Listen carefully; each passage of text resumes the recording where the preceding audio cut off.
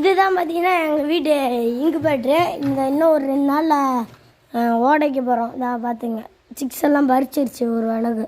இன்னும் லைட் பல்ப்லாம் வாங்கி போட்டு நிறையா பண்ணணும், வேலை இருக்குது.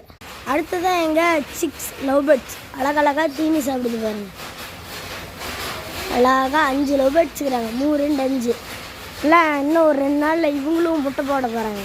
இவ்வளோ அழகாக இருக்காங்க பாருங்க, இவ்வளோ அழகாக தீனி சாப்பிடுதுன்னு பாருங்கள். ஜாக்கி நல்லா தானே. நீ மழை வரல, எந்திரா எந்திரி, வா கடைக்கு போகலாம். என்ன காலத்தை இடிக்கிறவா, எந்திரி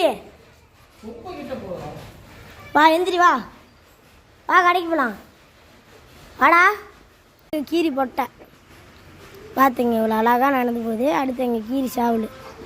இந்த சாவல் வந்து 4500 வாங்கினோம். செம்மையான சாவல். பொட்டை 2500 வாங்கினோங்க. அதுதான் நம்மளது வந்து 2வது முட்டை ஃபார்ம். இன்னும் டின்னல் இன்னும் எந்த பொட்டைக்கோழியும் முட்டை இடலை. அடுத்து பார்த்திங்கன்னா நல்லா பெரிய இடம். இதுதான் முட்டை இடத்துக்கு வச்சுருந்தோம். நிறையா கோழிங்கெல்லாம் நிறையா முட்டை இட்டுச்சு. இங்கே ஓட முட்டை இட்டுச்சிங்க இவ்வளோ நேரத்தில். இன்னும் அதான் உள்ள ஒரு கோழி கத்திக்கிட்டுக்குதுங்க முட்டைக்கு. வாங்கின பொட்டையோட குஞ்சு சிக்ஸு நாங்கள் ஓடுது பாருங்க முன்னாடி பாருங்க. நாங்கள் பாதாம் செடியெல்லாம் பதிவு போட்டு வச்சுக்கிறோம். செடியெல்லாம் காட்டில் கொண்டு போயிடுவாங்க.